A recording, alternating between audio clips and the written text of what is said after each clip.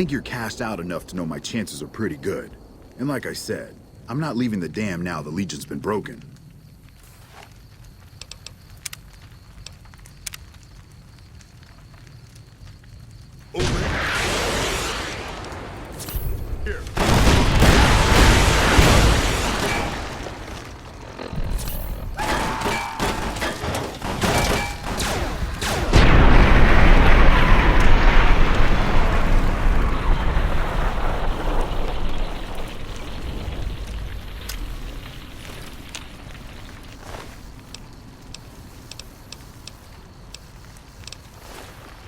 You did a super job wrapping things up, and I'm not just saying that because I have to. I didn't want to make a big deal about this until after we won, but, well, I found some code snippets in one of Mr. House's databanks that will let me, reprogram my personality to be a little more assertive, basically. So that's what I'm going to be doing, and it's going to take me a while, so it'll seem like I'm offline. But don't worry. Everything will be okay. I've updated the Securitron's targeting parameters so they know what to do. Vegas will be protected. So that's where I'll be. Off making a few changes. And I guess I'll see you around. We accomplished a lot together. It was fun. Take care. And so the courier who had cheated death in the cemetery outside Good Springs cheated death once again. And the Mojave Wasteland was forever changed. The courier, with the aid of Yes Man, drove both the Legion and the NCR from Hoover Dam, securing New Vegas's independence from both factions. With Mr. House out of the picture, part of the Securitron army was diverted to the Strip to keep order. Any chaos on the streets was ended. Quickly. Chaos became uncertainty, then acceptance with minimal loss of life. New Vegas assumed its position as an independent power in the Mojave. Supporting the ideals of independence, the courier was recognized as the man responsible for a truly free New Vegas. He ensured Mr. House's tyranny was broken, and neither Caesar's Legion nor NCR would ever gain control over New Vegas. Without organized leadership, the remaining boomers slowly drifted away, leaving Nellis Air Force Base to be flooded by prospectors and scavengers. All of the boomers' accumulated knowledge quickly scattered, and their existence slowly faded from memory. After the courier ensured New Vegas remained free, the followers found that independent Vegas was even more unstable and violent than before.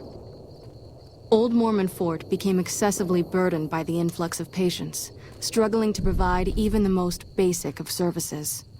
Arcade was proud to have been one of the defenders who helped repel the Legion from Hoover Dam. He was prouder still to see the area freed from the shackles of the NCR and Mr. House. Though independence for New Vegas was not all he hoped it could be, Arcade used his enclave knowledge and technology to keep order wherever he could. With New Vegas's independence formally declared, Good Springs thrived.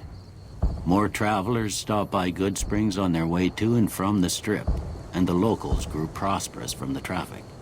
During the Battle of Hoover Dam, the Great Khans quickly evacuated Red Rock Canyon and headed north and east into the plains of Wyoming. There, they reconnected with the followers of the Apocalypse and rebuilt their strength. Bolstered by ancient knowledge of governance, economics, and transportation, they carved a mighty empire out of the ruins of the Northwest. Thanks to the courier and Lily, a cure for the Nightkin's schizophrenia was found shortly after Dr. Henry's experiment concluded. Nightkin and other super mutants in the wasteland flocked to Jacobstown, and the town became known as a haven where a mutant could find peace. Lily continued to take her medicine at half doses, and although she remembered her grandchildren, her mind remained muddled and confused. Eventually, she parted ways with the courier and traveled west, seeking the remnants of her past. The Kings retained their control of Freeside, and while they continued to favor the needs of locals, they tolerated the citizens of the defeated NCR. After Ray's brain was transplanted into Rex's cybernetic body, It took Rex some time to adjust to the old scrapyard dog's memories. Eventually, Rex's mind settled peacefully, melding his own memories with that of long travels with old Lady Gibson. While the destruction of the Repcon rockets appeared to be a boon to the salvagers of Novak, the benefit would never be realized. Radioactive fuel from the wrecked ships seeped out and contaminated the area. Salvagers were forced to move on, and the town was abandoned. Armed with a wide array of improvised explosives and stolen weapons, the Vault 19 powder gang tormented the Mojave Wasteland for years. Citizens of the NCR were favorite targets, and they always suffered the worst fates. Despite NCR's pledge to support Prim, they abandoned the town after their loss to the Courier. Independent again, Prim operates much as it had before the powder gangs arrived, full of ups and downs. After their bold arrival at Hoover Dam, the remnants disappeared as quickly as they came. Legends of their power spread throughout the Southwest, a reminder of why people once feared the sight of vertibirds in the sky. And so the Courier's road came to an end, for now. In the new world of the Mojave Wasteland, fighting continued, blood was spilled, and many lived and died, just as they had in the old world. Because war never changes.